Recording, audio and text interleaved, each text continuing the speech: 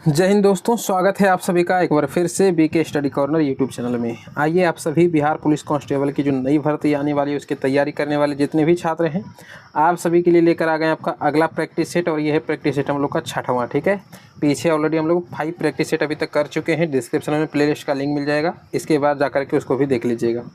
इसके अंतर्गत हम लोग क्या क्या देखते हैं तो सर जीके जीएस देखते हैं, साइंस देखते हैं। इसके अलावा और भी जितने सब्जेक्ट जो कि बिहार पुलिस में पूछे जाते हैं, मैथ वगैरह हो गया, थोड़ा बहुत रीजनिंग के सवाल हो गए, इंग्लिश हिंदी जो भी पूछे जाते हैं, सारे प्रकार के सवाल इसमें आपको मिल जाएंगे। ठीक है, तो सेट को स्टार्ट करते हैं। डेली 9 बजे इसको जो है शाम में लाते हैं। ठीक है ना, तो चैनल से आप सभी लोग जुड़े रहिएगा, सब्सक्राइब वगैरह कर लीजिएगा। तो आइए देखते हैं सबसे पहला प्रश्न, और कॉपी पेन लेकर के बैठिए, सेट लगाना शुरू कीजिए। टोटली 30 सवाल है आज के प्रैक्टिस सेट में। 30 में से कितना आप सही कर पाते हैं कमेंट में बताइएगा। ठीक है, देखिए पहला क्वेश्चन कह रहा है कि हड़प्पा सभ्यता के अन्य शहरों के विपरीत धौलावीरा जो शहर था इसको कितने भागों में विभाजित किया गया था, और प्रत्येक इसका जो भाग है वो विशाल पत्थर की दीवारों से घिरा हुआ था। तो बेसिकली पूछ ये रहा है कि धौलावीरा जो शहर है उसको कितने भागों में विभाजित किया गया था। तो धौलावीरा को ना टोटली 3 भागों में विभाजित किया गया था। तो करेक्ट आंसर कौन सा होगा? सी। आपसे सवाल इससे रिलेटेड पूछ सकता है कि जो धौलावीरा शहर है वो वर्तमान में भारत के किस राज्य में स्थित है। तो आप सभी को पता होगा सर, गुजरात में स्थित है। और गुजरात में भी कहाँ पर? तो भैया जो कच्छ का रण है ना, कच्छ का रण वहीं पर ये स्थित है, कच्छ के रण में। ठीक है, गुजरात के कच्छ के रण में स्थित है, याद रखिएगा धौलावीरा। अगला क्वेश्चन देखिएगा, यहाँ पर क्या कह रहे हैं, इसको थोड़ा सा हम लोग बड़ा कर लेते हैं। कह रहा है कि भारत के किस राज्य में माणिक्य वंश का शासन था, बताइए। माणिक्य वंश का शासन भारत के किस राज्य में था? तो याद रखिएगा ऑप्शन ए करेक्ट हो जाएगा, त्रिपुरा राज्य में था। ईमानदारी से आप सभी लोग सेट लगाइएगा। ठीक है, हम जब क्वेश्चन पढ़ते हैं उससे पहले, जैसे क्वेश्चन पढ़ लिए, क्वेश्चन के बाद आप सभी लोग वीडियो को पॉज कीजिए और आप अपना आंसर लगा लीजिए तुरंत से पढ़ के ऑप्शन। ठीक है, बाद में हम बताते हैं तो जो गलत हो जाता है उसको गलत रहने दीजिएगा, ईमानदारी से लगाना है। ईमानदारी का मेरा कहने का मतलब यही है। और लास्ट में स्कोर बताइएगा। तो माणिक्य वंश का शासन कहाँ पर था भाई? भारत के किस राज्य में? त्रिपुरा में। अब देखिए त्रिपुरा से रिलेटेड एग्जाम में आपसे क्वेश्चन पूछ सकता है कि जो त्रिपुरा है ना, इसको 1956 ईस्वी में जो है ये भारतीय गणराज्य में शामिल हो गया था। लिख देते हैं, कि करके लिख लीजिए। इससे रिलेटेड 3 डेट आप याद रखिएगा। भारतीय गणराज्य में इसको शामिल कब किया जाता है भाई? भारतीय गणराज्य में शामिल 1956 ईस्वी में होता है। इसके बाद इससे एक फैक्ट और याद रखिएगा, 1963 ईस्वी में इसको ना केंद्र शासित प्रदेश बनाया जाता है। केंद्र शासित प्रदेश, ठीक है, केंद्र शासित प्रदेश बनाया जाता है, यानी केंद्र शासित राज्य बनाया जाता है। और एक डेट और लास्ट याद रखिएगा कि 1972 ईस्वी में इसको पूर्ण राज्य का दर्जा मिल जाता है, पूर्ण राज्य का दर्जा प्राप्त हो जाता है। ठीक है, अब यहाँ पर देखिए 1956 में भारतीय गणराज्य में शामिल होता है, 1963 में केंद्र शासित प्रदेश, 1972 में पूर्ण राज्य का दर्जा इन्हें प्राप्त हो जाता है। ये तीनों एकदम क्रमानुसार से याद रखिएगा त्रिपुरा राज्य के बारे में। ठीक है, चलिए अगले क्वेश्चन पर हम लोग आते हैं। यहाँ पर देखिए क्या कह रहे हैं, देखिएगा यहाँ पर कह रहा है राज्य के मुख्य सूचना आयुक्त को हटाने की शक्ति निम्नलिखित में से किसके पास है, बताइए। राज्य के मुख्यमंत्री के पास, राज्यपाल के पास, केंद्रीय इलेक्ट्रॉनिक्स और सूचना प्रौद्योगिकी मंत्री, ये तो नहीं होगा, भारत के राष्ट्रपति। बताइए इन तीनों में से किसके पास है भाई? तो इसका करेक्ट आंसर ऑप्शन बी वाला होगा। ठीक है, राज्य के राज्यपाल के पास ये शक्ति होता है कि वो राज्य के जो मुख्य सूचना आयुक्त हैं उनको ये हटा सकते हैं। ठीक है ना, तो करेक्ट आंसर ऑप्शन कौन सा होगा? कहेंगे सर बी बिल्कुल सही है। अगले क्वेश्चन पर आइएगा। कह रहा है कि 26 नवंबर 1949 को गृहीत मूल भारतीय संविधान की प्रस्तावना में निम्नलिखित में से किस शब्द का उल्लेख नहीं था या नहीं है? अच्छा, हमारा जो प्रस्तावना है इसको कब यानी कि भारतीय संविधान की प्रस्तावना को कब अंगीकृत किया गया है? 26 नवंबर 1949। आप जब प्रस्तावना पढ़िएगा तो उसमें लास्ट में ये लाइन मिलता है कि 26 नवंबर 1949 ईस्वी को मिति मार्ग शुक्ला सप्तमी को हमारा भारतीय संविधान की प्रस्तावना को अंगीकृत किया गया। आप जब लाइन पढ़ेगा ना वहाँ पर ये शब्द मिलता है देखने को। तो 26 नवंबर 1949 को अंगीकृत किया जाता है। उस समय प्रस्तावना में कौन सा शब्द उल्लेखित नहीं था? तो गणतंत्र तो था, स्वतंत्रता था, गणराज्य भी था। करेक्ट आंसर ऑप्शन डी वाला हो जाएगा, धर्मनिरपेक्ष नहीं था। अच्छा सर, धर्मनिरपेक्ष को फिर कब जोड़ा गया? तो आप सभी को बताए भी थे, नहीं भी याद है तो याद रखिएगा। इससे 42वां संविधान संशोधन अधिनियम कब का है सर? अधिनियम जो है वो 1976 का है, अधिनियम 1976। तो 42वां संविधान संशोधन के तहत भारतीय संविधान की जो प्रस्तावना है इसमें 3 शब्द जोड़े जाते हैं। कौन कौन सा? तो एक तो भाई यही धर्मनिरपेक्ष, इसके अलावा समाजवादी, ठीक ना, और एक और शब्द याद रखिएगा, अखंडता। कौन सा? सर अखंडता। तो धर्मनिरपेक्ष, समाजवादी और अखंडता शब्द जोड़े जाते हैं। अधिनियम 1976 था और 42वां संविधान संशोधन था, याद रहेगा ना। चलिए अगले क्वेश्चन पर आते हैं। यहाँ पर देखिए कह रहा है कि निम्नलिखित में से किस विषय में संसद को भारतीय संविधान के अनुसार कानून बनाने का व्यापक शक्ति प्राप्त है। मतलब कि शिक्षा, पुलिस, बैंकिंग और कृषि, इन चारों ऑप्शनों में से आप बताइए कि वह कौन सा ऑप्शन है जिसके ऊपर कि संसद चाहे तो कानून बना सकता है, या चाहे क्या वही बनाता है। तो देखिए शिक्षा जो है बाबू ये क्या है, कहेंगे सर ये समवर्ती सूची के अंतर्गत आता है। समवर्ती सूची माने कि ये केंद्र सरकार के भी अंतर्गत आता है और राज्य सरकार के भी अंतर्गत आने वाला ये विषय है। पुलिस और कृषि जो है, ये पुलिस और कृषि ये राज्य सूची के अंतर्गत आते हैं। किस सूची के अंतर्गत, कहेंगे सर ये राज्य सूची के अंतर्गत आते हैं। बैंकिंग जो है ये संघ सूची के अंतर्गत आते हैं। संघ माने सर ये केंद्र के अंतर्गत आते हैं, और जो केंद्र के अंतर्गत आएगा उसी के ऊपर संसद जो है कानून बना सकता है। तो आंसर कौन सा हो जाएगा, कहेंगे सर बैंकिंग सेक्टर हो जाएगा ना। बैंकिंग क्षेत्र के अंतर्गत संसद जो है कानून बना सकता है, बनाता है। करेक्ट आंसर कौन सा होगा, सी बिल्कुल सही है। अगले क्वेश्चन पर आइए। देखिए इनमें से कौन सा देश सार्क का सदस्य नहीं है, बताइए। सार्क का सदस्य नहीं है इनमें कौन सा। तो जब कौन कौन सा सार्क में शामिल है यदि हम ये याद रख लें तो देश तो कई सारे हैं, तो उनमें से ऑटोमेटिक हम छांट लेंगे भाई कौन सा हो जाएगा आंसर, है ना। तो सार्क के बारे में सबसे पहले समझिए, SAARC सार्क। अच्छा इसका क्या होता है इसका मतलब सर, तो हिंदी में इसका मतलब होता है दक्षिण एशियाई क्षेत्रीय संगठन सहयोग, है ना, कुछ इस प्रकार से इसका नाम होता है। मतलब जो एशिया जो महादेश है, एशिया महादेश, उसके अंतर्गत दक्षिणी देश जितना है ना, जैसे भारत हो गया, भूटान हो गया, नेपाल हो गया, मालदीव हो गया, ये सब जितना भी नीचे दक्षिण में जितने भी देश आते हैं उसमें आपस में कोई भी विवाद हो या फिर कोई भी सहयोग वगैरह हो, सो आपस में मिल करके वो लोग सहयोग कर सके, उसके लिए एक संगठन बनाया गया था। कब, अच्छा इसका स्थापना कब होता है, सार्क का, SAARC उसका नाम था। तो सार्क का स्थापना कब होता है, कहेंगे सर 8 दिसंबर 1985 ईस्वी को इसकी स्थापना होता है सार्क का, ठीक है। और इसका हेडक्वार्टर कहाँ है, यदि हेडक्वार्टर पूछा जाए तो नेपाल के काठमांडू में इसका स्थित है हेडक्वार्टर, काठमांडू में, ठीक है ना। हाँ तो ये याद रखिएगा 8 दिसंबर 1985 को इसकी स्थापना होती है, काठमांडू में इसका हेडक्वार्टर है। और अब याद रखिएगा कितने देश इसमें शामिल हैं, कौन कौन से देश इसमें शामिल हैं। तो भाई हमारा अपना भारत तो है ही, इसके अलावा पड़ोसी पाकिस्तान, ठीक है, इसके अलावा नेपाल तो रहेगा ही चूँकि हेडक्वार्टर जब वहीं पर है ना, तो नेपाल भी याद रखिएगा।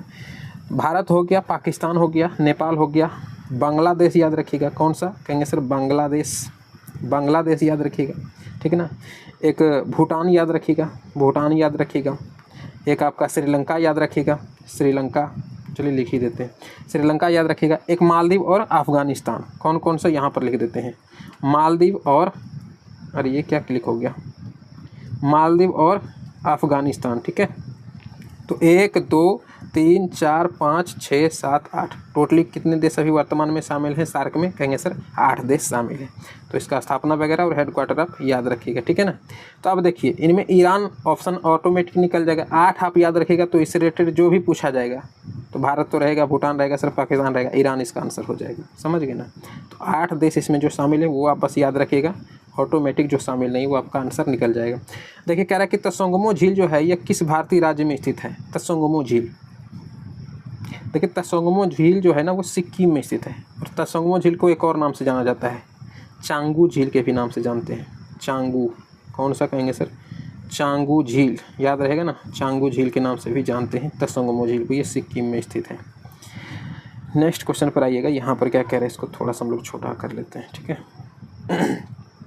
देखिए कह रहा है कि इंपीरियल बैंक ऑफ इंडिया के राज्य के स्वामित्व में पारित होने के बाद भारतीय स्टेट बैंक की स्थापना होती है। तो ये कब होती है, वही ये कह रहे हैं। देखिए इंपीरियल बैंक ऑफ इंडिया का यदि आपको राष्ट्रीयकरण पूछा जाए कि इंपीरियल बैंक ऑफ इंडिया का राष्ट्रीयकरण कब होता है, तो हम लोग कहेंगे सर 1 जुलाई 1955 ईस्वी को होता है। और इंपीरियल बैंक ऑफ इंडिया का ही राष्ट्रीयकरण करके उसका नाम बदल दिया गया, और नाम क्या कर दिया गया, तो कहेंगे सर उसका नाम कर दिया गया भारतीय स्टेट बैंक यानी कि SBI। तो आपसे इसीलिए देखते हैं एग्जाम में पूछा जाता है क्वेश्चन कि SBI का स्थापना कब होता है।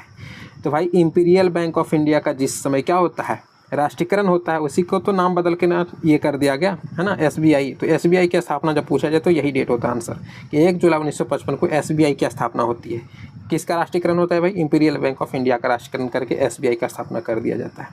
तो वही कह रहा है कि SBI का स्थापना किस वर्ष हुआ था, यही क्वेश्चन ये पूछ भी रहा है, तो 1955 में हुआ था, याद रहेगा ना। करेक्ट आंसर कौन सा होगा, कहेंगे सर ऑप्शन बी बिल्कुल सही है। अगले क्वेश्चन पर आइएगा, यहाँ पर क्या कह रहे हैं, देखिए सवाल कह रहा है कि भारत की जो पंचवर्षीय योजना हम लोग जो पढ़ते हैं, पंचवर्षीय योजना देश में प्रचलित योजनाओं के आधार पर तैयार की गई केंद्रित आर्थिक और सामाजिक विकास कार्यक्रम थी। देखिए एक चीज़ याद रखिएगा, जो पंचवर्षीय योजना हम लोग पढ़ते हैं इसका सबसे पहले नाम या शब्द वगैरह जो देखने को मिलता है वो USSR में मिलता है। सर ये USSR क्या है? USSR ये 15 देशों का एक समूह था, है ना पहले। अब तो लड़ाई वगैरह हो गया तो उसमें जो है ना जितने भी देश थे अलग अलग हो गए, यानी स्वतंत्र राष्ट्र सब बन गया। पहले 15 देशों का ये एक समूह हुआ करता था, सोवियत संघ इसका नाम था, USSR, है ना। तो 15 देशों का एक समूह था। तो उसी में सबसे पहले पंचवर्षीय योजना के बारे में चर्चा देखने को हमें मिलता है, वही ये कह रहा है, ठीक है ना। अच्छा, पंचवर्षीय योजना जब यहाँ पर शब्द आ गया है तो इससे रिलेटेड एक दो फैक्ट आप याद रखिएगा पंचवर्षीय योजना से रिलेटेड, ठीक ना। आपसे एग्जाम में पूछेगा कि योजना आयोग का गठन कब होता है? योजना आयोग का गठन कब होता है?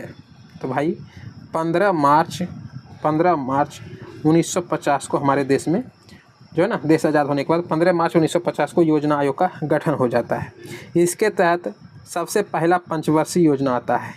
पंचवर्षीय योजना, फर्स्ट पंचवर्षीय योजना कब आता है? तो याद रखिएगा 1951 में, एक साल बाद जो है पहला पंचवर्षीय योजना आता है 5 साल के लिए। एक चीज़ और याद रखिएगा, एक फैक्ट तो ये हो गया, एक फैक्ट ये भी याद रखिएगा और एक लास्ट फैक्ट याद रखिएगा कि पंचवर्षीय योजना का नाम कब चेंज कर दिया गया। तो 1 जनवरी जब बीजेपी की सरकार आती है तो 1 जनवरी 1950 ईस्वी को योजना आयोग का नाम बदल दिया गया और क्या रख दिया गया भाई? नीति आयोग रख दिया गया। नीति आयोग, है ना, नीति आयोग नाम कर दिया गया इसी पंचवर्षीय योजना को। तो ये सब डेट याद रखिएगा, ठीक है ना, इंपॉर्टेंट है। अच्छा, नीति आयोग का अध्यक्ष कौन होता है? तो अध्यक्ष जो हमेशा होता है वो देश का जो PM होता है ना, प्रधानमंत्री, वही होता है। जैसे अभी पूछ दे कि योजना आयोग के अध्यक्ष कौन है, तो भाई श्री नरेंद्र मोदी हैं। इस प्रकार से ऑप्शन मिलेगा आपको। अब श्री वीरी आप जो भी अपने हिसाब से लगा लीजिए, ठीक है ना। तो ये हो जाएगा इसका। अच्छा, अभी नीति आयोग से रिलेटेड एक क्वेश्चन और आपसे पूछ सकता है कि इसके CEO वर्तमान में कार्यकारी अधिकारी कौन है? निधि छिब्बर है। कौन है? कहेंगे सर निधि छिब्बर, लिख लीजिए। नीति आयोग के CEO अभी कौन है? तो क्या बोलेंगे? कहेंगे सर निधि छिब्बर। तो ये सब याद रखिएगा, ठीक ना, इंपॉर्टेंट क्वेश्चन है ये सब। अगले क्वेश्चन पर आइए। कह रहा है श्रीलंका में गृह युद्ध जो है ये कब समाप्त हुआ? श्रीलंका में गृह युद्ध स्टार्ट कब से होता है? स्टार्ट होता है 1983 ईस्वी से। 1983 ईस्वी में स्टार्ट होता है और 2009 में जाकर के ये एंड होता है ना। टोटली कितना साल चलता है? 16 साल चलता है। तो करेक्ट आंसर कौन सा हो जाएगा? कहेंगे सर ऑप्शन ए बिल्कुल सही है। 2009 में जाकर के एंड होता है, समाप्त होता है। नेक्स्ट क्वेश्चन पर आइए भाई, क्या कह रहा है? कहता है ग्राम सभा एक गांव के सभी लोगों की आम सभा है। सही बात है। कह रहा है जिन्होंने इतना वर्ष की आयु प्राप्त कर ली। ओ मतलब कहने का ये अर्थ है इसका कि ग्राम सभा का सदस्य बनने के लिए कितना वर्ष आयु आपका जो है पूरा हो चुका होना चाहिए, तब जाकर के आप ग्राम सभा का सदस्य बन सकते हैं, वही ये कह रहे हैं। तो याद रखिएगा आंसर हो जाएगा 18 वर्ष, ठीक है। यदि आपकी आयु 18 वर्ष पूरी हो चुकी है तो आप ग्राम सभा का सदस्य यानी मेंबर बन सकते हैं। अगले क्वेश्चन पर आइए। कह रहा है निम्नलिखित में से कौन सा पर्वतीय दर्रा भारत जो है चीन और म्यांमार, यानी कि भारत, चीन और म्यांमार त्रिसंधि, यानी इन तीनों को जो है जोड़ता है या निर्माण करता है?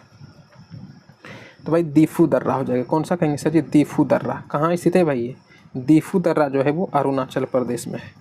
और भी कई सारे दर्रे हैं, दीफू दर्रा, यांग्याप दर्रा, और भी कई सारे हैं वहाँ पर। अरे अरुणाचल को क्या लिख दिए हम? अरुणाल लिख दिए। अरुणाचल प्रदेश, ठीक ना, प्रदेश याद रखिएगा। दीफू दर्रा कहाँ है? अरुणाचल प्रदेश में। आंसर ये होगा। अगले क्वेश्चन पर आइएगा। देखिए यहाँ पर क्या कह रहे हैं। कह रहे स्वतंत्र भारत की पहली नदी बांध इनमें से किस नदी पर बनाया गया था? मतलब हमारा देश जब आज़ाद होता है तो उसके बाद सबसे पहला नदी बांध जो बनाया गया था वो किस नदी पर बनाया गया था? क्वेश्चन क्या मस्त मस्त है मेरे भाई, याद रखिएगा, इसमें इंपॉर्टेंट क्वेश्चन है। देखिए करेक्ट आंसर ऑप्शन सी हो जाएगा, दामोदर नदी पर बनाया गया था। और उस नदी बांध का नाम क्या था? तो दामोदर नदी पर है तो नाम ही उसी प्रकार से रखा जाता है। नाम था दामोदर नदी घाटी कहिए या फिर घाटी कहिए, दामोदर घाटी निगम बहुउद्देशीय परियोजना, ठीक है, ये था उसका नाम, परियोजना। एक शब्द हम लिखना बार बार भूल जाते हैं, योजना, इस प्रकार से। चलिए याद रखिएगा। नेक्स्ट क्वेश्चन पर आइए। कह रहे जो प्लूटो जो था, इसको बौना ग्रह के नाम से भी जानते हैं, इसकी खोज किसने की थी? प्लूटो यानी बौना ग्रह का खोज किसने किया था भाई, बताइए। तो करेक्ट आंसर ऑप्शन डी हो जाएगा। याद रखिएगा किसने? क्लाइड टॉमबॉग ने किया था। क्लाइड टॉमबॉग, देखिए यहाँ पर नाम भी इंग्लिश में भी लिखा है, याद रखिएगा। करेक्ट आंसर ऑप्शन डी हो जाएगा। अगला क्वेश्चन देखिए, इसको थोड़ा हम लोग छोटा कर लेते हैं।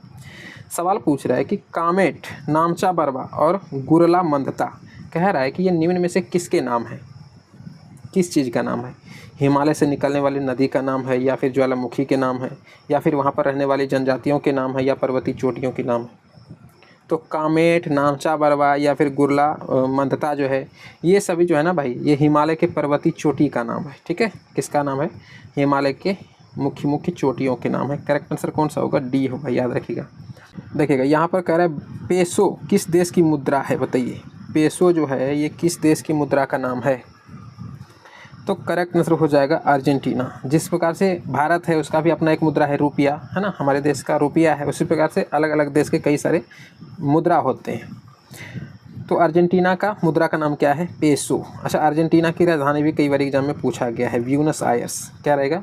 कहेंगे सर ब्यूनस आयर्स, ठीक है ना। दक्षिण अफ्रीका, इसकी मुद्रा का नाम क्या है? लिख लीजिए, के करके लिखा ही देते हैं। रैंड इसकी मुद्रा का नाम है। ब्राज़ील का क्या हो जाएगा? कहेंगे सर ब्राज़िलियाई रियाल नाम है। ठीक है, आप बस रियाल याद रखिए, बाकी देश ब्राज़ील है तो ब्राज़िलियाई रियाल बोल देंगे। मलेशिया का रिंगिट है, तो आप क्या बोलिएगा?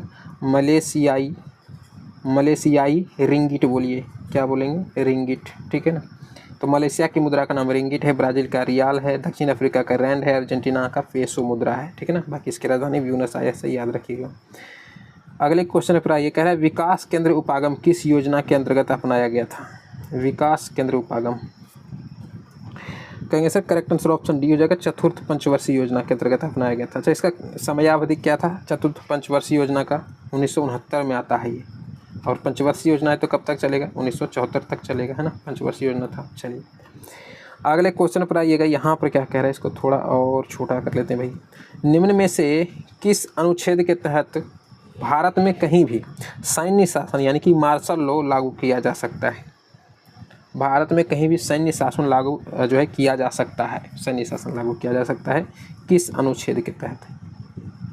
याद रखिएगा, अनुच्छेद 34 के तहत लागू किया जा सकता है सैन्य शासन। मतलब समझ रहे हैं, अनुच्छेद 34 में मिलता है कि हमारे देश में कहीं पर भी यदि अशांति वगैरह फैल जाए, दंगा फसाद हो जाए, तो अनुच्छेद 34 के तहत वहाँ पर सैन्य शासन यानी कि मार्शल लॉ लगाया जा सकता है। ठीक है ना। करेक्ट आंसर कौन सा होगा? कहेंगे सर ऑप्शन सी बिल्कुल सही है। अगले क्वेश्चन पर आइए। कह रहा है 44वां संविधान संशोधन 1978 इसने भारतीय संविधान के किस अनुच्छेद को प्रभावित किया? देखिए इसका करेक्ट आंसर क्या हो जाएगा? कहेंगे सर ऑप्शन हो जाएगा डी बिल्कुल सही है, 300 के ए को प्रभावित किया गया। कैसे? तो 44वां संविधान संशोधन के ही अंतर्गत आप सभी को पता होगा कि जो संपत्ति का अधिकार था, संपत्ति का अधिकार ये पहले मौलिक अधिकार हुआ करता था। संपत्ति का जो अधिकार था ये पहले मौलिक अधिकार हुआ करता था, ठीक ना। लेकिन 44वां संविधान संशोधन के तहत इसको मौलिक अधिकार से हटा करके इसको क्या बना दिया गया? कानूनी अधिकार बना दिया गया। कौन सा अधिकार? कहेंगे सर कानूनी अधिकार। कानूनी अधिकार बना दिया गया, कानूनी अधिकार। और कानूनी अधिकार जब बना दिया गया तो इसको किस अनुच्छेद में रखा गया? तो 300 के ए में जा करके रख दिया इसको। इसीलिए कह रहा है कि 44वां संविधान संशोधन 1978 में जो आया था इसने भारतीय संविधान के किस अनुच्छेद को प्रभावित किया? तो 300 के ए हो जाएगा आपका करेक्ट आंसर। समझ गए ना, डी बिल्कुल सही है। अगले क्वेश्चन पर आइए। Choose the correct preposition. अच्छा, प्रीपोजिशन के बारे में पूछ रहा है, यहाँ पर क्या आएगा बताइएगा? एट ऑफ फ्रॉम इन कह रहा है कि she is proud dash her beauty. She is proud यानी कि उसे अपनी सुंदरता पर क्या है? गर्व है। तो पर होना चाहिए यहाँ शब्द, और पर के लिए कौन सा आएगा? तो कहेंगे सर ऑप्शन ए बिल्कुल सही है, एट आएगा, एट, है ना, एट आएगा। She is proud at her beauty यानी कि उसे अपनी सुंदरता पर गर्व है। ए आपका सही जवाब होगा। नेक्स्ट क्वेश्चन पर आइएगा। यहाँ पर क्या कह रहा है? यहाँ पर कह रहा है जब बस का एक ड्राइवर अचानक ब्रेक लगाता है तो यात्री आगे की ओर गिर जाते हैं या झुक जाते हैं, इसका क्या कारण है? तो ये सब तो बच्चा जानता है, इजी क्वेश्चन है। तो कहिएगा सर जब इजी क्वेश्चन है तो काहे लेकर के आए? लेकिन भाई देखिए यहाँ पर आंसर हो जाएगा ऑप्शन सी। जल्दीबाजी में स्टूडेंट जो है ना विराम का जड़त्व भी लगा सकता है। गति का जड़त्व इसका आंसर होगा, विराम का जड़त्व नहीं होगा। देख रहे हैं ना, ऑप्शन में फंसा सकता है। जल्दीबाजी में आप हो सकता है विराम का जड़त्व लगा दीजिएगा, गलत हो जाएगा। आंसर होगा गति का जड़त्व। समझ गए ना। तो करेक्ट आंसर कहेंगे सर ऑप्शन सी है। जो जड़त्व होता है ना इसका ना ही तो बीमा होता है, ना ही बीमा होता है, और ना ही इसका कोई ये कहें कि मात्रक वगैरह होता है ना ही कोई मात्रक होता है, ना कोई बीमा होता है जड़त्व का। चलिए नेक्स्ट क्वेश्चन क्या कह रहा है भाई, देख लेते हैं। कह रहा है विद्युत हीटर का एक एलिमेंट निम्नलिखित में से किस मिश्र धातु का बना होता है। विद्युत हीटर का बात कर रहा है, सोल्डर पीतल नहीं होगा। आंसर कौन सा होगा, कहेंगे सर नाइक्रोम का बना रहता है ना। तो आंसर कौन सा होगा, कहेंगे सर ऑप्शन ए बिल्कुल सही है। और विद्युत बल्ब जो है उसका धातु किसका बना होता है, यानी उसका जो फिलामेंट है किस धातु का बना होता है, कहेंगे सर टंगस्टन का। यहाँ पर देखिए पूछ रहा है कि पानी का जो क्वथनांक बिंदु होता है कितना होता है, कितना डिग्री पर पानी खौलने लगता है। ईजी है, कहिएगा सर जी 100 डिग्री सेंटीग्रेड पर खौलने लगता है पानी। और जम जाता है कितने पर, यानी कि हिमांक बिंदु यदि आपसे पूछा जाए कि हिमांक बिंदु क्या है तो कहेंगे 0 डिग्री सेल्सियस या सेंटीग्रेड। वैसे अब सेल्सियस बोला जाता है, पहले इसको सेंटीग्रेड बोला जाता था, पुराना नाम था सेंटीग्रेड, अब इसको सेल्सियस पढ़ते हैं। चलिए अगले क्वेश्चन पर आइए। यहाँ पर क्या करें, इसको थोड़ा सा हम लोग छोटा कर लेते हैं। देखिएगा सवाल कर रहा है कि हाइड्रोकार्बन परिवार का प्रत्येक सदस्य पिछले सदस्य से किस समूह द्वारा अलग होता है। तो याद रखिएगा CH2 के द्वारा अलग होता है, CH2। इसका नाम क्या है, मेथिलीन नाम है। कौन सा हो जाएगा, कहेंगे सर ऑप्शन डी बिल्कुल सही है। अगले क्वेश्चन पर आइए। तार सप्तक, ये हिंदी का देखिए क्वेश्चन है। कह रहा है तार सप्तक का संपादन किसने किया। देखिए तार सप्तक के संपादन में ना कई सारे कवियों का योगदान है ना, या कहीं कि हिंदी के जो संपादक, कई सारे संपादक के योगदान है, जैसे रामविलास शर्मा हो गए, माथुर हो गए, प्रभाकर अज्ञे था, है ना, कई सारे व्यक्ति के योगदान है। तो इनमें किसका हो जाएगा करेक्ट आंसर, अज्ञे जी का योगदान था। ऑप्शन के अकॉर्डिंग आपको लगाना है, डी बिल्कुल सही जवाब हो जाएगा, ठीक है ना। अगला क्वेश्चन देखिए, कह रहे स्वदेशी कविता के लेखक कौन है, बताइएगा। स्वदेशी कविता के लेखक, तो करेक्ट आंसर कौन सा होगा, कहेंगे सर ऑप्शन ए बिल्कुल सही है, प्रेमघन। स्वदेशी कविता के लेखक कौन है, Premghan. Correct answer option A हो जाएगा। अगला क्वेश्चन देखिए, कह रहा है रिक्शा एक शब्द है। रिक्शा कैसा शब्द है भाई, बताइएगा। तो रिक्शा है एक विदेशज शब्द। अच्छा सर विदेशज शब्द किसको कहते हैं, तो विदेश से लिए गए शब्द जिसको कि हिंदी में बहुत अधिक मात्रा में हम लोग यूज करते हैं। जैसे कि कोई विदेश में शब्द यूज होते थे, उसका शब्द अब हिंदी में हम लोग अपने देश में भी करते हैं, तो उसी को कहते हैं विदेशज शब्द, यानी विदेश से लिया गया शब्द। तो रिक्शा क्या है, एक प्रकार का विदेश से लिया गया शब्द है, हम लोग हिंदी में इसका इस्तेमाल अब करने लगे हैं, तो इसी को कहेंगे हम लोग विदेशज शब्द। करेक्ट आंसर कौन सा होगा, कहेंगे सर ऑप्शन डी बिल्कुल सही है। इसी प्रकार से देखिए यहाँ पर क्या पूछ रहे हैं, निम्न में से कौन सा शब्द यौगिक नहीं है। कौन सा शब्द यौगिक नहीं है, ये सब शब्द के अलग अलग प्रकार है, तो यौगिक शब्द इनमें कौन सा नहीं हो जाएगा, तो कहिएगा sir correct answer option D हो जाएगा, कमल।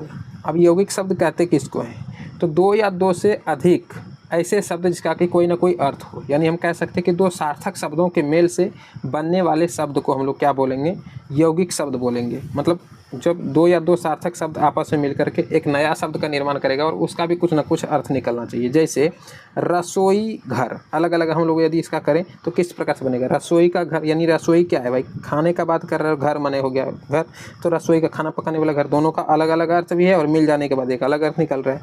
पाठशाला, इसका मतलब क्या हो जाएगा सर, पाठ मने पढ़ाई और शाला मने घर, मने पढ़ाई करने वाला घर, दोनों का अलग अलग अर्थ भी एक साथ भी अर्थ है।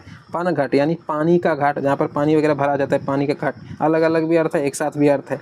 तो उसी प्रकार के शब्द को हम लोग यौगिक शब्द बोलेंगे, कमल नहीं बोलेंगे। क्यों सर, तो इसमें क जोड़ मल कह दीजिए या कम जोड़ लौ कह दीजिए, दोनों का अलग अलग अर्थ, इसका अर्थ अगर निकलता है तो इसका नहीं निकलेगा, इसका निकलेगा तो इसका नहीं निकलेगा, लेकिन हाँ मिल जाता है तो अर्थ निकलता है, लेकिन अलग अलग अर्थ नहीं है ना, तो इसलिए इसको यौगिक नहीं बोलेंगे। समझ गए ना, तो करेक्ट आंसर होगा ऑप्शन डी आपका, ठीक है।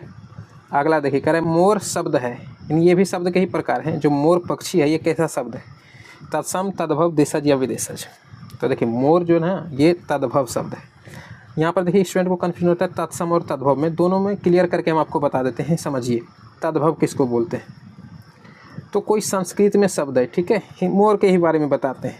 संस्कृत में मोर को ना मयूर कहा जाता है, मयूर बोलते हैं, और हिंदी में इसी का इस्तेमाल हम लोग किस प्रकार कर लेते हैं, हिंदी में मोर का इस्तेमाल कर लेते हैं, है ना। मयूर को हम लोग क्या बोल देते हैं, मोर बोल देते हैं।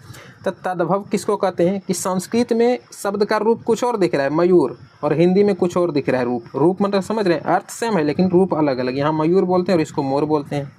तो संस्कृत से लिया गया शब्द और यदि रूप चेंज हो तो क्या बोलेंगे, उसको तद्भव बोलेंगे। तो मोर कैसा है, कहेंगे सर तद्भव शब्द है। समझ रहे हैं, कुछ शब्द होते हैं तत्सम, जैसे अग्नि यदि बोलता कि अग्नि कैसा शब्द है, समझिए यदि आपसे बोलता कि अग्नि कैसा शब्द है तो अग्नि है तत्सम शब्द। मतलब क्या सर कि संस्कृत में यदि बोला जाए ना कि आग को क्या बोलेंगे तो अग्नि ही बोलेंगे, लेकिन वही यदि इसका तद्भव रूप पूछता तब क्या होता तो आग हो जाता।